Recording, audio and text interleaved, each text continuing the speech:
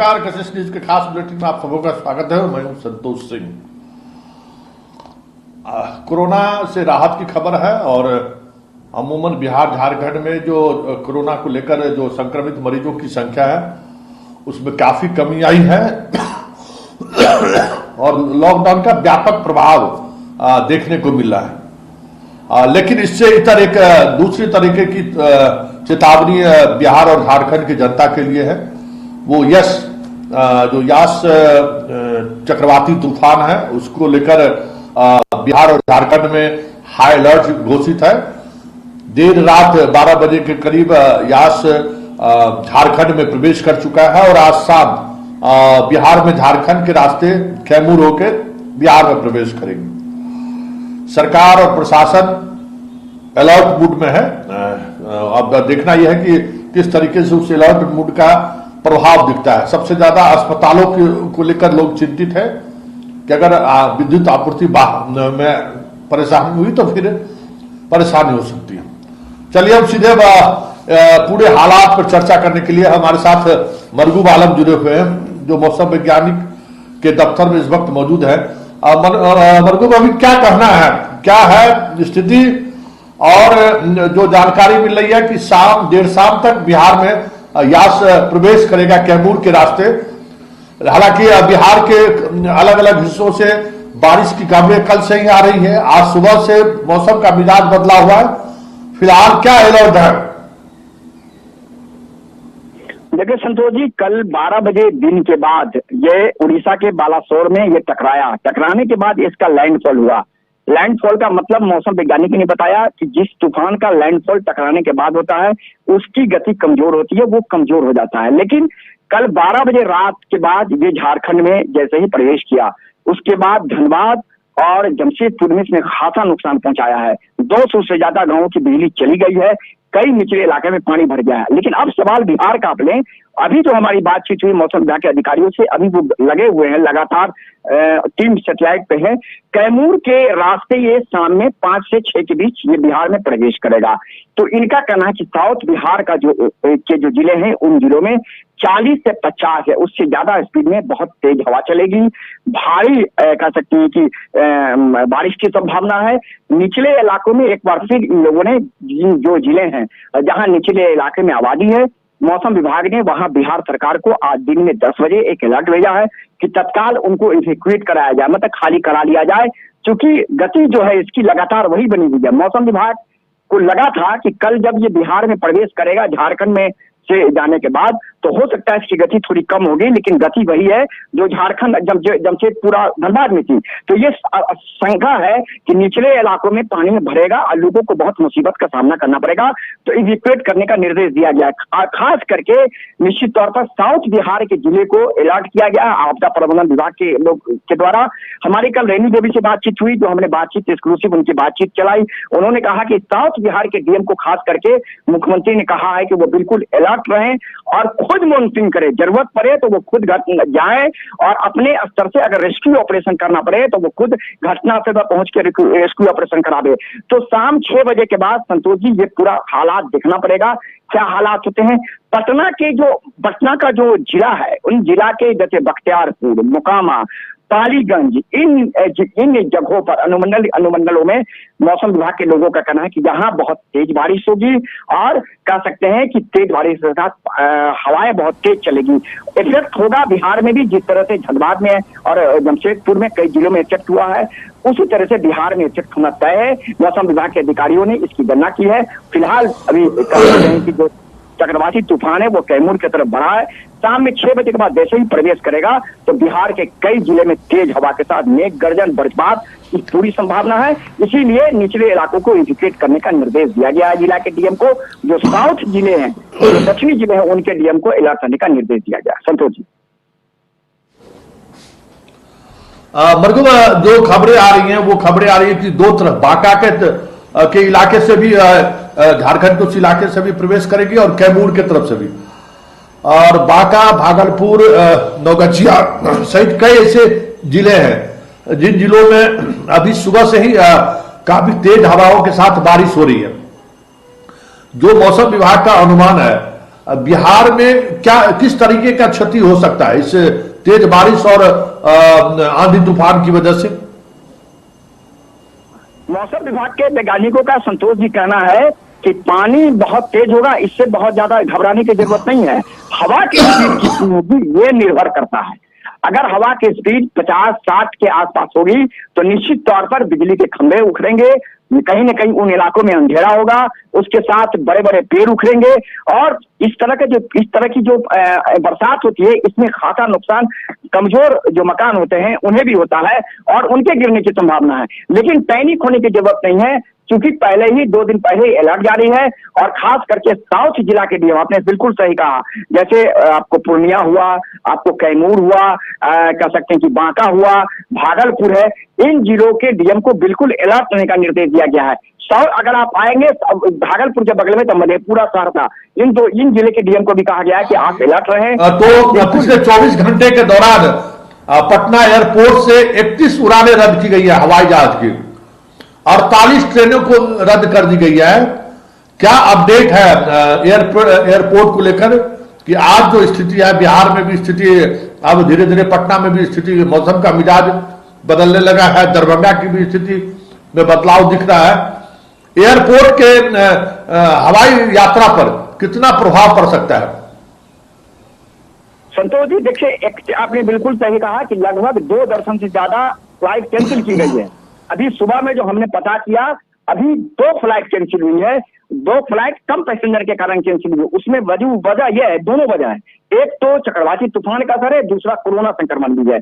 फिलहाल ट्रेनों की जो आवाजाही है उसको लेकर के पहले ही रेलवे ने आज से लगभग कह सकते हैं कि 6-7 दिन पहले ही कहा था कि कोरोना संक्रमण के कारण कई ट्रेनें बंद कर दी गई। लेकिन लगभग 1 दर्जन से ज्यादा पटना से खास करके उन इलाकों में चलने वाली, जैसे जो धनबाद और राउर के इलाके रूट से चलती है, सभी ट्रेनों को अब सीधे न्यूज रूम से चलते हैं करिश्मा के पास।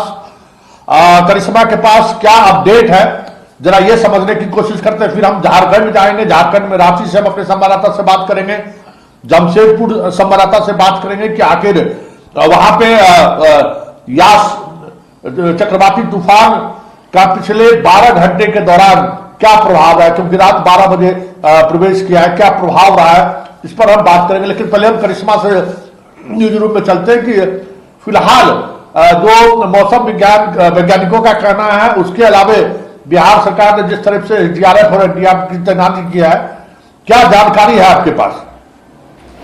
हाँ जी, देखिए चक्रवाती तूफान यास को लेकर बिहार में भी असर दिखने लगा और कल ही से बिहार के कई जिलों में बारिश हो रही है, तेज हवाएं चल रही है। अगर बात की जाए तो बिहार के कई जिले जैसे पटना, रोसड़ा, दरभंगा, पूर्णिया सहित के कई जिलों में बिहार के जिले हैं जो उन्हें बारिश देखी जा रही है। हालांकि तेज हवाएं भी चल रही है, तो कहने कि ये तूफान का असर देखने को मिल रहा है बिहार में। लेकिन जिस तरह से बात की जाए तो हालांकि ये जो चक्रवाती यास तूफान है वो कल रात 12 बजे के बाद झारखंड में प्रवेश करने के बाद ये आज शाम, जो मौसम विभाग का कहना है कि आज शाम 6 बजे तक कैमूर के रास्ते बिहार में प्रवेश करेगा और दक्षिण के जिलों में भारी बारिश, तेज आंधी, मेघ गर्जन, तूफान के साथ वज्रपात की भी संभावना जताई गई है। हालांकि जिस तरह से बात की जाए तो राज्य सरकार ने ऐलान जारी किया है, सभी जिले के डीएम को एहतियातन उपाय करने का निर्देश भी दिया है। लेकिन अगर बात की जाए तो पटना जिले सहित बिहार के 26 जिलों में अलर्ट जारी किया गया है यास तूफान को लेकर। तो मौसम विभाग का यह कहना है कि वजह बिहार में मध्यम बारिश होगी, लेकिन इससे ज्यादा नुकसान की आशंका नहीं है। लेकिन जिस तरह से राज्य सरकार ने एसडीआरएफ और एनडीआरएफ की 22 टीमें को विभिन्न जिलों में तैनात भी कर दिया है यास तूफान को लेकर, और चक्रवाती तूफान का असर विमान पे भी देखने को मिल रहा है, कई ट्रेनों को भी रद्द कर दिया। तो इस तरह से बिहार में चक्रवाती तूफान का असर ज्यादा देखने को मिल रहा है और बिहार के कई जिलों में तेज हवाएं चल रही है, बदलने लगा है और मौसम जो चीजें जिस तरीके से करवट ले रही हैं और जिस अंदाज में मौसम सुबह से बदलना शुरू हो गया है, बिहार के अलग अलग हिस्सों में खबरें आ रही हैं, बारिश के साथ हवा का रुख भी बदलने लगा है। हम अपने कैमूर संवाददाता के पास चलेंगे, पूर्णिया संवाददाता के पास चलेंगे और बांका संवाददाता के पास चलेंगे। बिहार के अलग अलग हिस्सों में जो हमारे संवाददाता तैनात है, फिलहाल अभी बिहार के बॉर्डर पे तूफान का प्रवेश नहीं हुआ है, फिर भी क्या स्थिति है कि पहले उसका क्या इंपैक्ट पड़ रहा है, जरा हम कैमूर संवाददाता से बात करना चाहेंगे कि क्या स्थिति है, क्योंकि सबसे पहले बिहार में हम कैमूर में प्रवेश करेगा एक तरफ से बिहार में और दूसरी तरफ से बांका से प्रवेश करेगा और पूर्णिया और किशनगंज के इलाके पर भी इसका प्रभाव पड़ेगा। नरकटियागंज, भागलपुर सबसे ज्यादा प्रभावित जिलों में, जमुई झारखंड से सटे हुए। चलिए हमारे साथ पूर्णिया से रवि जी जुड़ गए। रवि जी, फिलहाल जो स्थिति दिख रही है यास तूफान को लेकर, आपके सीमांचल में फिलहाल क्या स्थिति है? देखिए, हवाएं तो अभी ऐसा कहा जा सकता है कि 20 से 30 किलोमीटर प्रति घंटे की स्पीड से चल रही है। देर रात से ही लगातार बारिश हो रही है, थोड़ी बहुत रुक रुक के बारिश हो रही है, लेकिन अब से 10-15 मिनट पहले हवाएं बहुत तेज हो चुकी हैं और ऐसा लग रहा है कि जो पहले से प्रयास लगाया जा रहा था यास के बाबत की पूरे सीमांचल में, खासतौर पे किशनगंज और पूर्णिया में ऐसा कहा जा रहा था कि इसके असर ज्यादा दिखने को मिलेंगे, क्योंकि ये बंगाल के इलाकों से सटा हुआ है। तो ऐसा अभी से कुछ देर पहले हवाएं बहुत तेज चल रही है, हल्की बारिश हो रही है, आसमान में काले बादल यथावत है जो कल दोपहर से विद्यमान है। लेकिन अब जो तेज हवाएं जो है थोड़ी बहुत मुसीबत बन सकती है, इसलिए कशिश न्यूज के साथ साथ सभी लोगों को अपील भी लगातार किया गया है और हम भी ये कहना चाहेंगे कि लोग अपने घरों में रहें, क्योंकि बारिश का समय हवाएं तेज हो सकती हैं। हालांकि मौसम विभाग ने कहा है कि पूर्णिया के इलाकों में, सीमांचल के इलाकों में 30 से 40 किलोमीटर प्रति घंटे की स्पीड से हवाएं चल सकती हैं, लेकिन बारिश लगातार जारी है, थोड़ी बहुत रुक रुक कर लगभग 24-25 घंटे से हो रही है। जी रवि जी, आपका जो वो इलाका है उस इलाके में वज्रपात, बड़ी मात्रा में वज्रपात का गिराव होता है और उसमें नुकसान भी होता है। वज्रपात को लेकर क्या कुछ अलर्ट है? बारिश हो रही है तो स्वाभाविक तौर पे वज्रपात भी गिरेगा, और उसको लेकर कोई अलर्ट या कहीं से कोई इस तरह की खबरें? देखिए, ये पूरा सीमांचल का इलाका, खासतौर पे अररिया, किशनगंज और पूर्णिया जो है वो वज्रपात के बाबत इसलिए ज्यादा जाना जाता है कि यहाँ पे निम्न दाब का क्षेत्र बनता है। हवाएं तेजी से इस जो उच्च दाब से निम्न दाब की तरफ आती हैं, जिसकी वजह से बारिश होती है, हवाएं चलती है। लेकिन वज्रपात की घटना कल से जो बारिश हो रही है उसमें वज्रपात इसलिए नहीं हो पाया कि थंडरिंग की कोई सूचना नहीं है। काले बादल जरूर है, बारिश हो रही है, लेकिन थंडर नहीं हो पा रहा है। तो इस अभी तक लगभग 30-35 घंटे बीत चुके हैं, अभी तक थंडरिंग के वैसी न आवाजें आ रही हैं, न कोई ऐसा मालूमात जानकारी मिला है कि इसको लेकर कोई घटना हुई है। लेकिन जब बादल धीरे धीरे काले होते जाएंगे और या पूरी तरह से सीमांचल को अपनी चपेट में ले लेगा, तो हो सकता है कि थंडरिंग शुरू हो। इसको लेकर अलर्ट भी जारी किया गया है कि लोग जब भी बारिश हो, तेज हवाएं चले और थंडरिंग हो तो अपने घरों में रहे, महफूज जगहों पे रहे। लगातार जिला प्रशासन के साथ साथ सीमांचल के बहुत बहुत धन्यवाद। हमारे साथ रवि पूर्णिया से जुड़े हुए थे और हम अब बांका और कैमूर संवाददाता से समझना चाहेंगे कि दोनों जगह पर झारखंड से लगातार दबाव बना हुआ है कि वो हवा प्रवेश कर सकता है। अगर हमारे साथ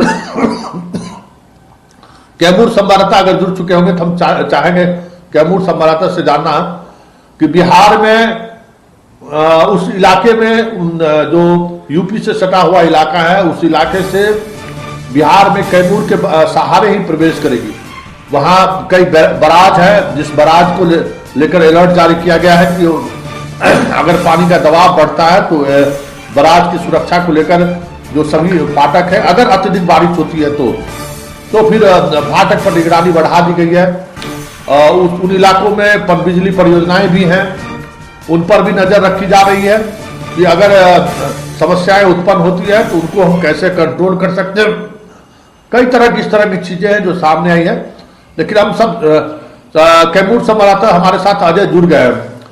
अजय, आप ही के जिले के रास्ते बिहार में आज शाम तक यास तूफान प्रवेश करेगा। फिलहाल आपके जिले की क्या स्थिति है? कैसा मौसम का मिजाज है? अगर बारिश हो रही है तो हवाओं का क्या रुख है? थोड़ा विस्तृत तरीके से बताएं। जी देखिए, जैसा कि लगातार यास तूफान को लेकर कैमूर जिला प्रशासन के द्वारा भी सभी जिले वासियों से अपील की गई थी कि इस दौरान आप अपने घरों में सुरक्षित रहें। लेकिन जो कल से स्थिति है यहाँ पर, बता दें कि आपको बुधवार की दोपहर से यहाँ पे लगातार बारिश हो रही है और हल्का रुक रुक के कंटिन्यू बारिश हो रही है और बारिश के साथ साथ तेज हवाएं भी चल रही हैं। तो ऐसे में अभी तक मौसम पूरी तरह एकदम बारिश है और हवा भी तेज चल रहा है। अभी कुछ भी कहा नहीं जा सकता और हवाओं का रुख काफी तेज से और बढ़ भी रहा है। चलिए, बहुत बहुत धन्यवाद। हम चाहेंगे बाका रिपोर्टर से भी बात, चलते चलते ब्रेक पर जाने से पहले अगर हमारी बात हो जाएगी, क्योंकि कैमूर के बाद बाका जिला ही वो इलाका है जिस इलाके से झारखंड से बिहार में यास तूफान प्रवेश करेगा। प्रवेश द्वार बिहार में 2 प्रवेश द्वार है, एक बाका और दूसरा कैमूर। तो अब कैमूर में क्या स्थिति है वो आप तक जानकारी हमारे संवाददाता ने पहुंचाई है कि किस तरीके से अब हवा का रुख बदलता हुआ दिख रहा है। हवा में बहाव तेजी से बढ़ रहा है, स्पीड उसकी बढ़ रही है, बारिश हो रही है। बाका में क्या स्थिति है, जो दूसरा प्रवेश द्वार है, खगेंद्र अगर हमारे साथ जुड़ेंगे बाका से, तो हम चाहेंगे कि बाका में फिलहाल इस समय क्या स्थिति है, क्योंकि दूसरा प्रवेश द्वार झारखंड के रास्ते से जो प्रवेश करेंगे उसमें बाका है और बाका में पहुंचने की स्थिति में होगी, तूफान का असर दिखने लगा होगा। तो बाका में क्या स्थिति है हम अपने संवाददाता से समझने की कोशिश करेंगे। पूर्णिया सीमांचल कुछ इलाके में जो पश्चिम बंगाल से सटे हुए इलाके से में किस तरीके की स्थिति है वो हमने आपको दिखाया। और अब हम बाका चाहे कि बाका रिपोर्टर से हमारी बात हो तो फिर हम बाका में फिलहाल क्या स्थिति है वो हम समझने की कोशिश करेंगे। उसके बाद ब्रेक के बाद हम झारखंड चलेंगे और झारखंड के अलग अलग हिस्सों में क्या तबाही मचाई है और उसका क्या स्पीड है, इस पर हम चर्चा करेंगे ब्रेक के बाद। लेकिन हमारे साथ बाका से खगेंद्र जुड़ गए। खगेंद्र, झारखंड के रास्ते बाका से में बिहार में यास तूफान प्रवेश करेगा। फिलहाल इस समय बाका में मौसम का मिजाज कैसा है? अगर बारिश हो रही है तो हवा किस स्पीड से चल रही है? कोई नुकसान की खबर आपके जिले से? ठीक है, यास तूफान का लगभग असर बाका के पूरे जिले में दिखने लगा, क्योंकि झारखंड बिल्कुल सटा हुआ जिला है और रात से हल्की तेज तो नहीं कि हल्की बारिश और हवाएं चल रही है। अभी भी लगातार बारिश हो रही है, रुक कर बारिश हो रही है, कुछ हवा भी चल रही है, लेकिन बारिश लगातार हो रही है। पूरा आम जीवन जो कहें कि थमा सा है और मतलब बड़ी कोई घटना की सूचना अभी तक नहीं है, लेकिन कहीं कहीं एक दो जगह पेड़ उड़ जो पुराने पेड़ थे वो गिरने की सूचना मिल रही है। कहीं बिजली बाधित हुई है, कई जो ग्रामीण इलाके हैं वहाँ बिजली बाधित हुई है, लेकिन बारिश लगातार हो रही है। जी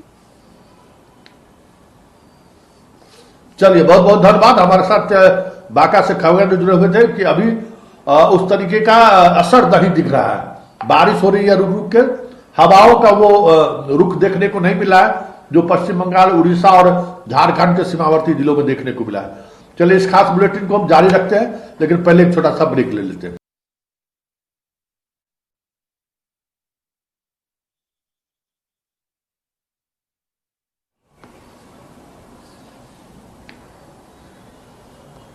ब्रेक के बाद एक बार फिर से आप सबों का स्वागत है और हम बात कर रहे हैं यास चक्रवाती तूफान का बिहार और झारखंड में क्या असर दिखने को मिल रहा है। झारखंड में प्रवेश देर रात 12 बजे के बाद प्रवेश कर गया है और खास करके उड़ीसा के बॉर्डर से सटे हुए जो झारखंड के जिला हैं, जो कोल्हान का इलाका है, उस इलाके में व्यापक क्षति की खबर आ रही है। झारखंड के भी कई हिस्सों में, उसके अलावा भी कई हिस्सों में उसका प्रभाव पड़ा है। पूरे झारखंड की क्या स्थिति है? हम कोल्हान भी चलेंगे जहां हमारे साथ मनोज जी हमारे साथ जुड़ेंगे। सारंडा जंगल से खबरें आ रही हैं कि काफी लैंडस्लाइड हुआ है उस इलाके में, मतलब काफी कुछ हुआ है। पहले हम संदीप जी से बात कर लेते हैं। संदीप जी हमारे साथ रांची से जुड़े हुए हैं। राज्य मुख्यालय में संदीप, फिलहाल क्या जानकारी है इस यास चक्रवाती तूफान को लेकर? क्या नुकसान हुआ है? विद्युत व्यवस्थाएं बहाल रखने के लिए प्रशासन को किस तरह की मशक्कत करनी पड़ रही है? अस्पतालों में आपूर्ति बहाल रखी जाए, इसको लेकर विशेष निर्देश जारी किए गए थे। फिलहाल पूरे राज्य में क्या स्थिति है संदीप?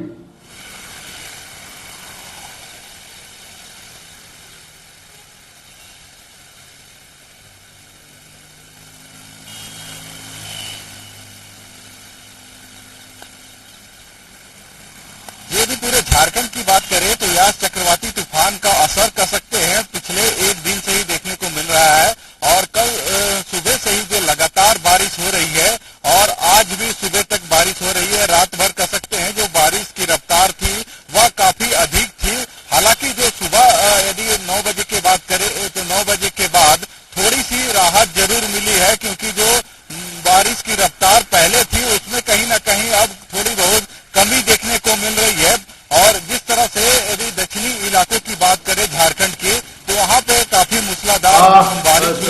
से संदीप से हमारी बातचीत हो रही है, लेकिन ऑडियो ठीक से नहीं आ रहा। फिर हम संदीप के पास चलेंगे, लेकिन पहले चलते हैं मनोज जी के पास जमशेदपुर। कोल्हान की राजधानी कह सकते हैं जमशेदपुर, और उड़ीसा से सटा हुआ वो बॉर्डर इलाका भी है, और सबसे ज्यादा प्रभावित होने की खबरें भी आ रही है। मनोज जी, फिलहाल क्या स्थिति है, किस तरीके का नुकसान हुआ है, और जो खबरें आ रही थी कि विद्युत आपूर्ति बहाल रहे अस्पतालों में, उसको लेकर कई तरह के होमवर्क किए गए थे, बिजली आपूर्ति बहाल है या फिर कई तरह की समस्याएं से रूबरू होना पड़ रहा है कोल्हान की जनता को?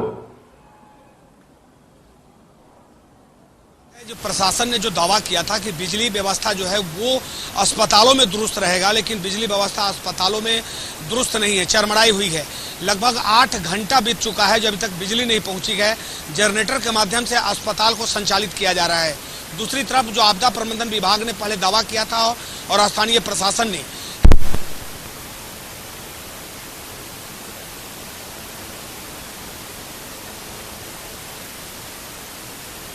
होनी चाहिए, वो नहीं है। यहाँ का एक तूफान की बात, तो तूफान उड़ीसा से सटा हुआ जमशेदपुर का इलाका है, चाहे चाईबासा का इलाका हो, सरायकेला का इलाका हो या बारागोड़ा का इलाका हो, जो उड़ीसा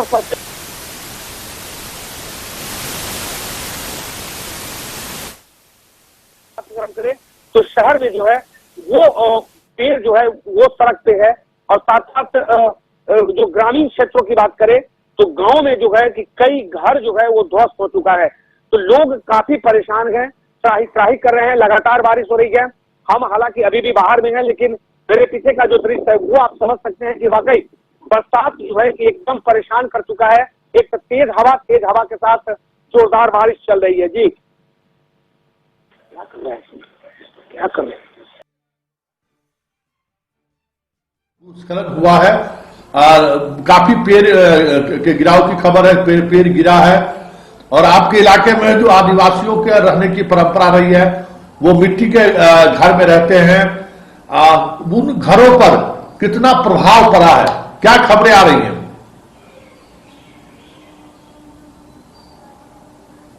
आदिवासी पेड़ के बीच रहते हैं, जंगल में रहते हैं, तो उनकी हालत और काफी बदतर है। एक तरफ तो आंधी तूफान बारिश, और दूसरी तरफ तूफान के कारण जो पेड़ है, जो जंगल में रहने वाले आदिवासी है, उनके घर पर जो है वो पेड़ गिर गया है। मिट्टी का जो घर है वो जो है बारिश के कारण अब वो ध्वस्त होता जा रहा है। तो स्थिति शहर से ज्यादा खतरनाक ग्रामीण इलाकों में है। लेकिन शहरी इलाकों की बात करें तो बारिश के कारण जमशेदपुर की लाइफलाइन माने जाने वाली सोंडेखा और खरखाई दोनों नदियां खतरे के निशान से ऊपर है। उड़ीसा में लगातार बारिश हो रही है। उड़ीसा के बैंगबिल फाटक अब खोलने की बात चल रही है। अगर उड़ीसा का बैंगबिल फाटक खुल गया तो जमशेदपुर नहीं, पूरा कोल्हान जो है वो जलमग्न हो जाएगा। यहाँ तक पश्चिम बंगाल में भी पानी की जो झारखंड की पानी है, जो सोनेका और खरखाई की पानी, वो पश्चिम बंगाल को भी तबाह कर सकता है। जी, तो ये मनोज जी एक आखिरी सवाल, आपके इलाके में जो डैम है, जिन डैम को अभी फिलहाल गर्मी के समय में पानी उसमें नदियां सूखी हुई थी, लेकिन लगातार बारिश की वजह से बरसाती नदी है, दबाव जो आप बता भी रहे थे कि दबाव बढ़ता जा रहा है डैम पे, तो फिलहाल प्रशासन के पास क्या विकल्प है? अगर डैम के सारे फाटक खोले जाने के बाद किस तरीके की भयावहता देखने को मिल सकती है? फाटक खुलता है तो जो यहाँ पे चांडिल डैम है और उसका डिंगना डैम है, ये दोनों डैम जो है वो काफी उड़ीसा के पानी से और सोलडेखा नदी से सटा हुआ है। तो ये दोनों डैम का अगर फाटक खुलता है तो जाहिर सी बात है जमशेदपुर की नहीं, जमशेदपुर के आसपास का इलाका, राजधानी रांची का जो इलाका है वो जलमग्न हो जाएगा। और प्रशासन के पास ऐसी कोई व्यवस्था नहीं है। प्रशासन लगातार लोगों को, जो निचले इलाके में रहने वाले लोग हैं, उनको ऊंचे स्थान पर जाने का सलाह दे रही है कि आप लोग ऊंचे स्थान पर चले जाए। मेरे पास वैसी कोई व्यवस्था नहीं कि हम इस फाटक को रोके, लेकिन पानी का दबाव बढ़ता जा रहा है। कल तक पानी और नदी सूखा हुआ था, डैम सूखा था, लेकिन अब सभी डैम जो है वो खतरे के निशान से ऊपर है। लगातार 24 घंटा से बारिश हो रही है, और बारिश के साथ साथ मूसलाधार बारिश और तूफान के कारण जो दोनों नदी है वो खतरे के निशान से ऊपर है। आदिपुर का इलाका हो, कदमा का इलाका हो, सोनारी का इलाका हो, बागबेड़ा का इलाका हो, जुगसलाई का इलाका हो, ये सभी इलाका जो है वो कभी भी जलमग्न हो सकता है। और ये पूरे इलाका पानी। चलिए, बहुत बहुत धन्यवाद। हमारे साथ मनोज जमशेदपुर से जुड़े हुए थे। हम सीधे चलते हैं रांची, जहां हमारे साथ संदीप जुड़े हुए। संदीप, आपने बताया कि सुबह 9 बजे के बाद रांची में स्थिति थोड़ी बेहतर हुई है। विद्युत आपूर्ति को लेकर जो प्रशासन दावे कर रही थी कि हम बहाल रखेंगे, अस्पतालों को हमेशा हाई अलर्ट मूड पर रखेंगे, क्या खबर आ रही है पूरे झारखंड से? क्योंकि हर जिला मुख्यालय के अस्पतालों में अभी भी कोरोना संक्रमित मरीजों का इलाज चल रहा है। आपके झारखंड के मुख्यालय रांची में रिम्स में इलाज चल रहा है। अब ब्लैक फंगस का भी असर है, अस्पताल में मरीज है, पहले वाली स्थिति नहीं है अस्पताल की, अभी भी अस्पतालों में मरीजों की संख्या है। तो बिजली आपूर्ति को लेकर जो दावे किए जा रहे थे, कितना असर पड़ा है? और दूसरा सवाल ये कि जो आपके इलाके का जो थर्मल पावर है उसमें उत्पादन किस तरीके से प्रभावित हुआ है या सब कुछ सामान्य चल रहा है?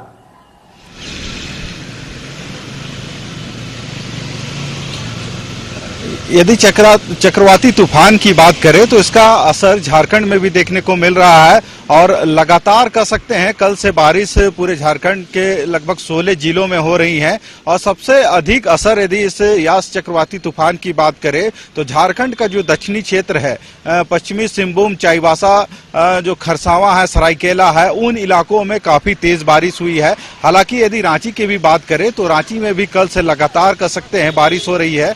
कल शाम तक की यदि बात करें तो थोड़ी बारिश जरूर धीमी थी, पर जैसे चक्रवाती तूफान जो तटीय इलाकों से टकराई थी उसके बाद कहीं ना कहीं यहाँ पे भी जो बारिश की जो गति थी वह काफी तेज हो गई है। हालांकि रांची में एक राहत भरी बात यह है कि जो पूर्वानुमान किया गया था कि जो हवाएं होंगी 90 किलोमीटर प्रति घंटा की रफ्तार से चलेंगी, वह उसका बहुत असर रांची में नहीं देखने को मिला है। हालांकि जिस तरह से बारिश और हवाएं चली हैं उससे कई जगहों पे पेड़े गिरी हैं और इससे बिजली की जो व्यवस्था है वह बाधित हुई थी।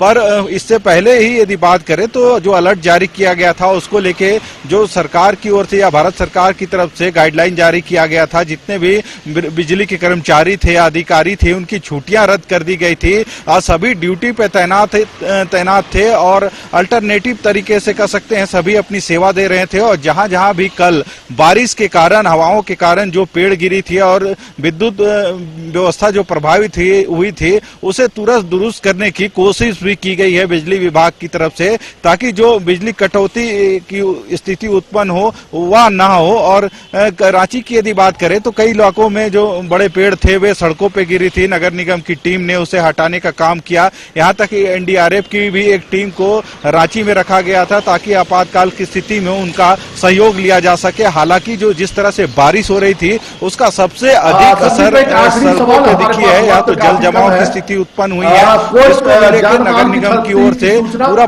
झारखंड से मुख्यालय में आप हैं, कोई जान माल के नुकसान की कोई सूचना मुख्यालय तक पहुंची है?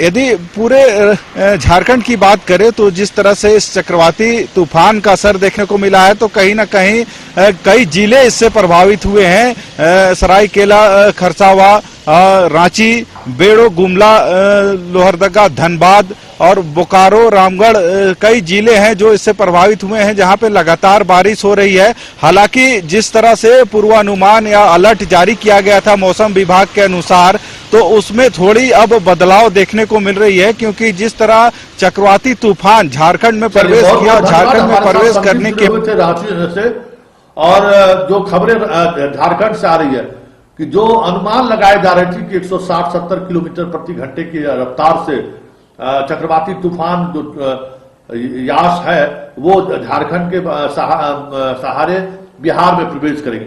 लेकिन झारखंड में बालाकोट में टकराव के बाद ही उनका वो जो कहा जा रहा था कि जिस तरीके का वो नुकसान पहुंचा सकती है, बहुत बड़ा जो तूफान आने वाला था, अब वो बहुत बड़ा तूफान है। वहां से उनका स्पीड कम होते होते झारखंड में लगभग स्थिति समान हो गई है और अब बिहार में प्रवेश करने वाली है। लेकिन एक अनुमान जरूर है कि बारिश काफी तेज होगी और इसको लेकर सतर्क रहें, घर में रहें, वज्रपात से बचने के लिए घर में रहें हाँ, बारिश होने के बाद पटना सहित राज्य में बिजली आपूर्ति प्रभावित हो सकता है, लाख दावा प्रशासन क्यों न करे। ऐसी स्थिति में अल्टरनेटिव व्यवस्था रखें, जहां पटना जैसे शहरों में जहां बिजली कटने की संभावनाएं कम रहती हैं, कम कट भी रही है, जिनके घर इन्वर्टर नहीं है वो मोमबत्ती या बाकी चीजों का व्यवस्था रखें, क्योंकि बारिश के बाद अगर बिजली आपूर्ति प्रभावित हुई तो सामान्य होने में घंटों का वक्त लग सकता है। चलिए इस खास बुलेटिन को यही समाप्त करते हैं। कल हमारी फिर आपकी मुलाकात होगी ठीक इसी समय। फिलहाल हमें इजाजत दीजिए। नमस्कार।